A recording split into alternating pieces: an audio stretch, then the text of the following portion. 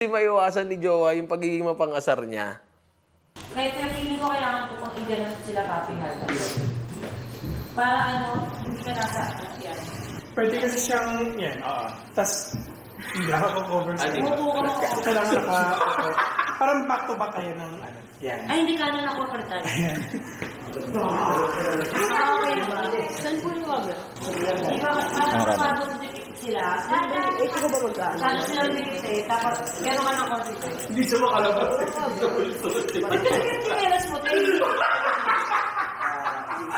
Bakit na lang tayo? Bakit pa muna na dito sa pako? Wait lang, hindi mo masyadong mababal. Ito Hindi ako kaya kayo kahit pinapost mo tapos ka.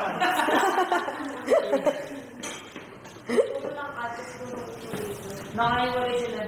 Sa mga kayo gusto mo sa uli, Papi. Hindi yung lagi natin sa gitna. Ay, masaya naman na pinakamatay na buhat lahat. Okay.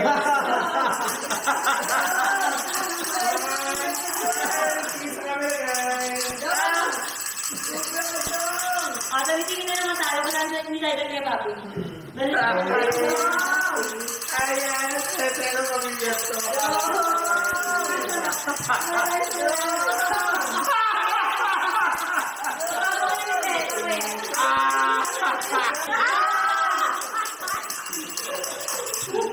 Sabi pa nito niyang, hali kayo rito yung mga anak ko. Tapos biglang hindi niya tinawag si Papi. Lahat ng anak ko, kami kayo. Bigay. Dali, paye. Okay. Mami! Ito na lang kayo. Dito sige, tatlo kayo. Bumigtaan na pa. Ito talaga magdita. Smile na! Wala mo nag-utos. Smile? Okay, we will smile. Okay, ready up. Cheers muna guys. 1, 2. 1, 2. Good. Okay, ako. Ito, smile lang kasi tayo. Smile na tayo. Okay, smile guys. Ako, closer tayo. Wala naman akong pake kung di ako kasama sa mga anak-anak na family picture na yan. Siyempre, mga sip-sip yan. Kasi yung mga walang pera at hindi kaya magbukod. So, graduate na ako dyan. Alam ko na yan. Hindi ko na kayang makasama si Papi ng matagal kasi ayoko ng plastikan. Kaya umalis agad ako. Wait, top. Nandiyan namin na ba sila? Ang good is all.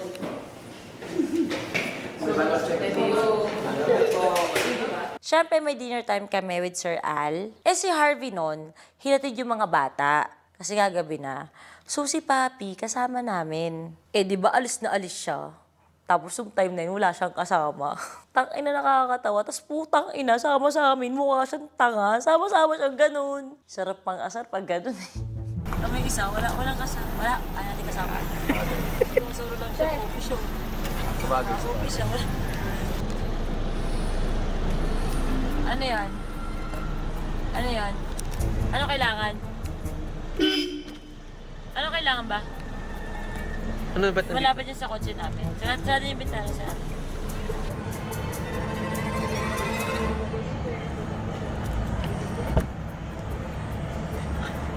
Kunwari may kausap na okay lang naman.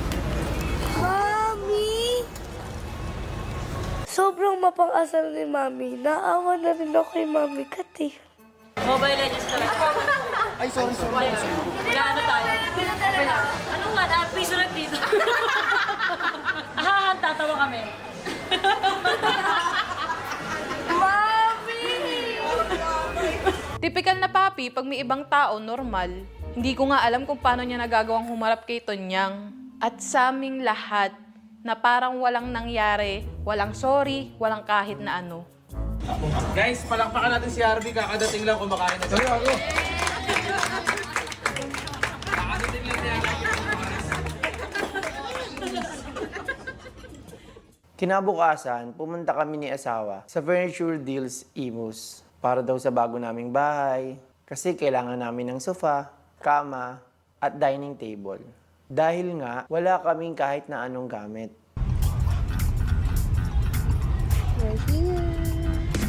Ay, oo, pareha sa atin. Kaso kulay okay lang. Pwede yun, Meron pa dun, may gray din. Gusto mo yun, pabilog. Huwag kami nung maano yung space. Haba lang tayo. Pero okay din yun, mami, wag to. Parang parehas dun sa, sa bahay. Yun na lang. Kasi parang maano natin. Mura pa dito, ano? Hindi. Okay na to, nakaganto na. Diyan. Oo. Ito kasi may makahoy yan. Pabuntog si Pidge yan. Pangit na pag ganyan din kasi meron tayo sa basement. Upuan mo pala. Ang tapos mo. Lambot naman ng kama na. Ano itong kama na ito? Lambot na. Ano ba ba? Paa. I-atras mo lang. Atras mo lang.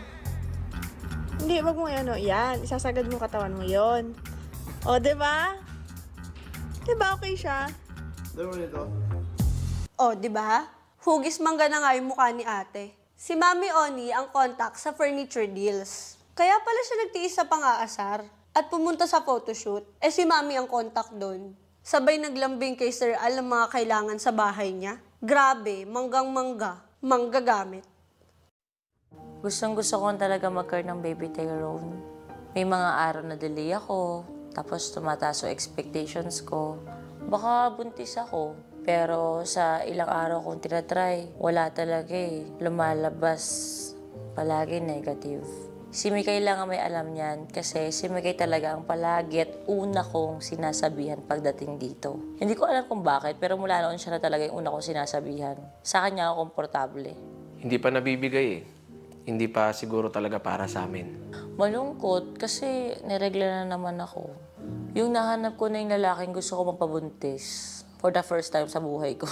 Nahanap ko siya. Kada titingin ako sa kanya, papabuntis ako dito. Kaso wala. May regla ulit. Tyrone niya, natagusan ko yung panty ko. Dali na. Mami. Laban mo na. Mami. Tyrone niya. Mami. Daddy.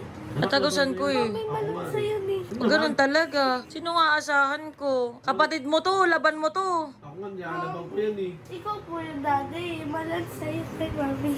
Si Ate Mikay na lang. Mik! Natagusan ko yung panty ko.